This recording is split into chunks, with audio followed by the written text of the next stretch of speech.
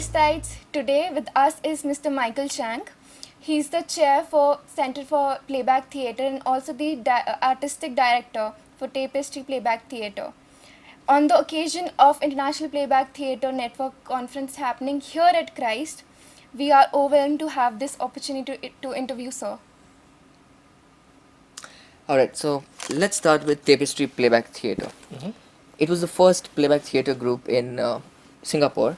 So we would love to know about the culture of playback theatre in Singapore.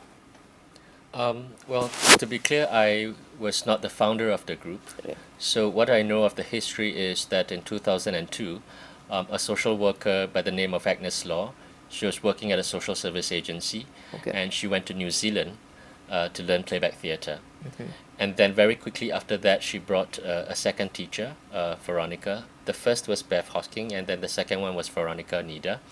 And out of the training that Veronica did in Singapore, there were the members of the group, the first members of the group. Alright. So since then, we've had quite tremendous growth, especially in the last few years. Now we are a group of about 13 or 12, can't Oh. quite remember. And it's been a long journey. In 2005, we also organized the first Asia Playback Gathering. Uh-huh. So that was something very important for us in terms of acknowledging the different playback cultures, the different playback groups in Asia, and we brought them to Singapore. So that was quite a big deal for us. Right, that's really good to know. Okay, next question, sir. As we know that playback theatre is usually performed in school, non-profit organizations and universities, but in recent years we've seen that there has been a transition where this theatrical form has been used in transitional justice and human rights. How does that work? Well, in Singapore, I think we work quite differently with playback theatre. The two main ways in which playback theatre are used in Singapore is either performance for the community or a workshop with the community. So the kinds of work that we have done are with, for example, caregivers and families and patients living with dementia or living with HIV. And it could also be that we're working with youth at risk or married couples, and these are mostly performances. Sometimes it's for specific groups, sometimes it's for specific issues. So I remember one performance that we did for Human Rights Day quite some time ago, and the theme was Just Another Day. And we wanted to look at social justice in everyday situations, thus just another day, because it happens, sometimes unconsciously, subconsciously, it happens at, almost every day. So those are performances for the community. We sometimes have workshops with the community, for instance, for personal development or for looking at very specific issues that are specific to that community. For instance, we might be working with healthcare workers about their need for self-care. We might be working for a group of volunteers who are going to lead sessions on end-of-life issues, for example. So those are some examples of what we've done.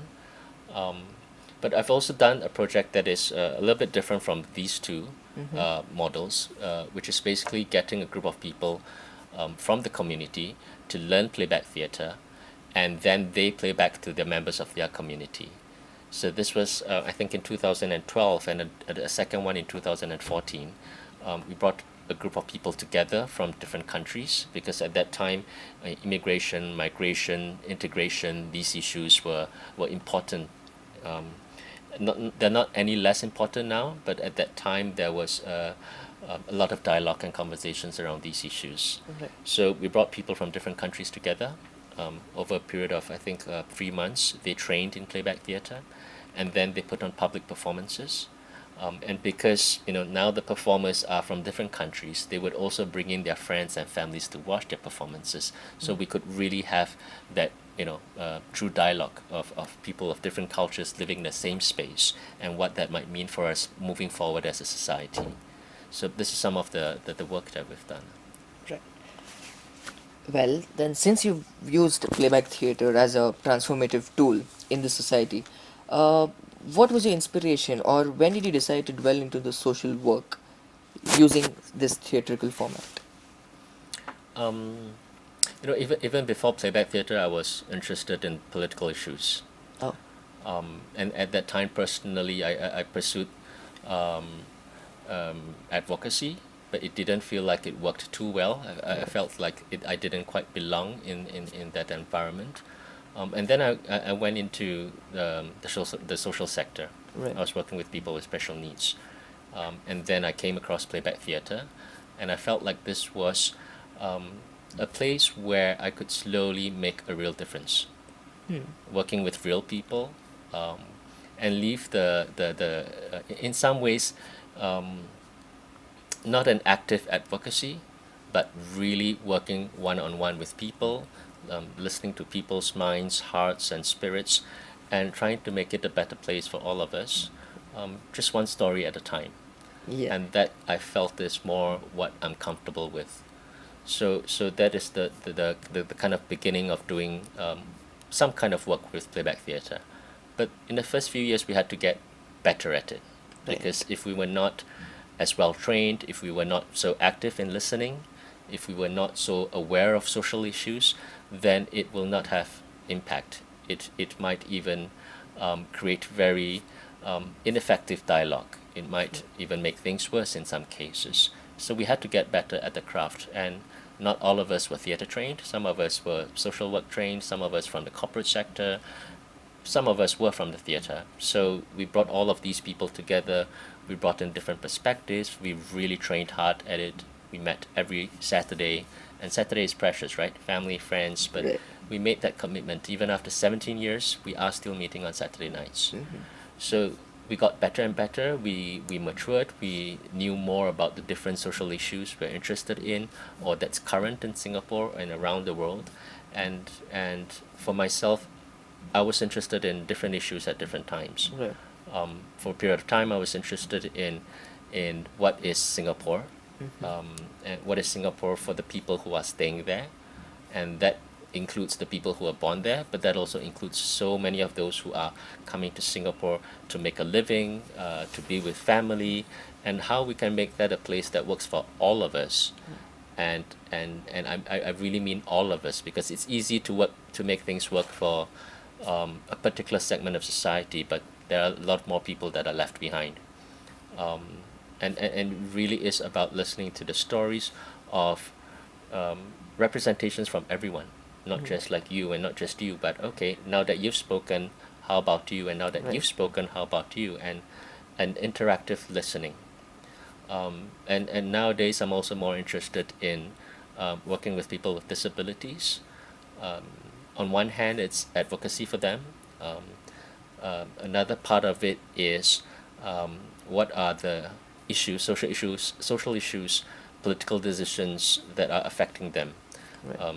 societal structures, whether they have the space to find work, and not even just work. Do they have the same rights to leisure as the rest of us? What might they do after they leave school if they couldn't find a job? Right. And one more part of that is that how would playback theatre work with people with different abilities? So if I was blind, how might I work with somebody who was who was deaf? If I am in a wheelchair, how can I move with other people with different abilities, and make that kind of a work, so that when we say playback is for everyone, I think it really is for everyone, but we need to find ways to make it work. Right. While talking about communities as such, we would love to know about 3 Cups of Coffee, which was your initiative. So, what is it all about, and how did it come up? So you mentioned in introduction that we are the first group. Tapestry was the first group, Right. and we were the first and only group for a long time. Right.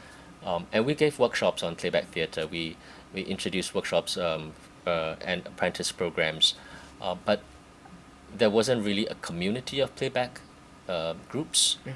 There were no other groups coming up, or even if they came up, they very quickly died. Right. And I started thinking about, so how do we really create a community of people who do playback? And it's also about providing a space for people who have learned playback from us, but are not in our groups, are not in Tapestry. And for me, I think, the first thing to say is an effective group size for me is about 15, 16, because we want to make time for everybody's stories. So we can't take in everybody that is in the workshop into Right. our group. So at that time there was a group of people that I was training in a church, and their training finished. They wanted to continue to do playback, and I brought them together with some other people who have learned playback from Tapestry's workshop, and we started this group called Three Cups of Kopi. Right. I think this was maybe 3, 4, 5 years ago. Ah. So they meet again every Monday. So again, it's a sign of their commitment, because Monday is a horrible day for Right. everyone, right? So they meet every Monday night.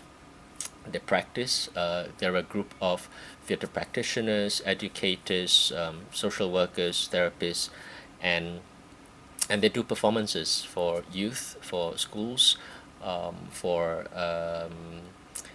residentials, and so that's Three Cups of Kopi.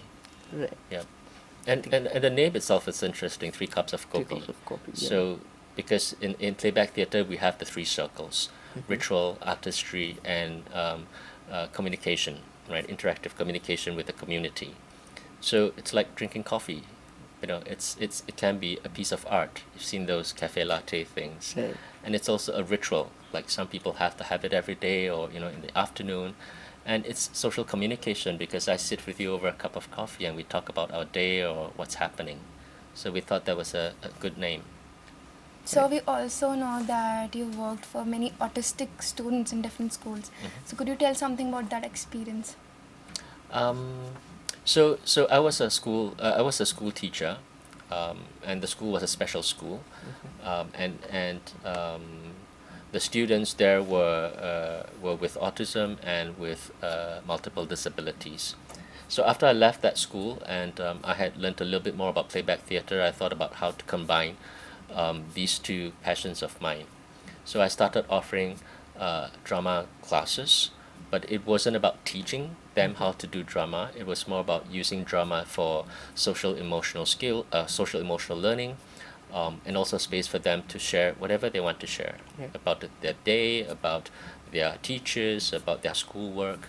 So I started experimenting, and I started using particular playback theater techniques. And it's in some cases it worked, in some cases it doesn't. It's always changing. I'm always learning, and it's because every one of them is different, and every one of them needs something different in order to share what's deep in their hearts. Um, but also sometimes it doesn't have to be something really deep. It could just be, I had a fight with my friend in the canteen. I don't ever want to sit with him again, and it's still precious. And we want to, and if his other classmates can play that out for him, it's very precious. They are understanding his world, and it might even have happened to them, so they understand this really well, and what happens with the different perspectives of the story. So since you're an educator in different institutions, like, did this line of work pose any challenge to you? That's a really difficult question. So part of my work is teaching applied drama techniques to teenagers as well as adults. That has its own set of challenges. I mean, it's an academic institution, so it's. I mean, I love the people that I'm working with. I love the students, and obviously I'm passionate about the craft. But because it's an academic institution, I'm not so crazy about giving marks and grading students and doing the reports, for example. Um, and I much really prefer also like a workshop setting, where I am really in the moment and working with people, rather than thinking about how am I assessing him, how did he do on this particular rubric and all of that. So I prefer being in a workshop, whether it's teaching applied drama or whether it's playback theater only. It's great to work with just people and really pay attention to what's in the moment, coming from individuals in that group. Right. Alright, so regarding your future endeavors as such, you're a board member for Center of Playback Theatre, Mhm. yeah, and what are your expectations from the PT Leadership 2020, which is happening in Mexico? So the playback theater leadership is a course that happens every year for about 20 students. Right. It is so after that people graduate with a diploma in playback theater, and there are 4 levels to this diploma. Right. So every year we are also having it in a different place. Last year was the UK. The year before that was Estonia. So next year, as you mentioned, it's in Mexico. And the idea was also to bring it to different geographical locations so that different people can have access to this training. Yeah. Next year is really interesting. I have many expectations about it. It's in Mexico. It's in a place where socioeconomic conditions are not ideal. There are many issues, and even for students to be able to come to the training will be a challenge. They would have to stop working for 2 weeks. They would have to leave their families. They would have to find money for the school fees. So I am excited about making it happen. I am a little bit apprehensive whether everybody can come. I mean, those who qualify for the course, whether they can come.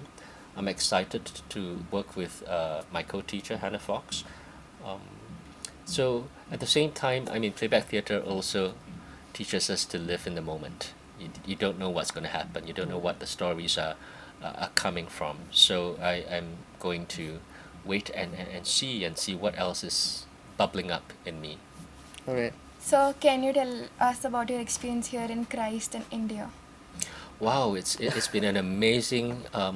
I can't. It's been so amazing. I don't even remember what day today is. From the first time I touched down and then I came into the city, it was an explosion of colors, of sounds, and there were literal explosions each time I ate something different. There's so many different flavors. Right. But I mean, the last few days have also been really amazing because it's my first time in India. And at the same time, I'm meeting so many friends that I've met in other places. And Okay. we're all here in India. And one amazing thing is also I've had a few students who are from India. And for me, it's like, I can't believe I'm here meeting my students in their home country. I mean, it's an amazing honor, a privilege, and I hope I find out what day it is tomorrow so I won't miss my flight. All right, sir. So, us representing Christ University, we would like to thank Mr. Michael Cheng Thank you. to be with us here and talk about his experiences and all the other things. We really wish you have a really good stay here, sir. And I hope the conference goes on as you expected and way much more than that. Thank Right. you. Thank you so much, Thank sir. you. Thank you.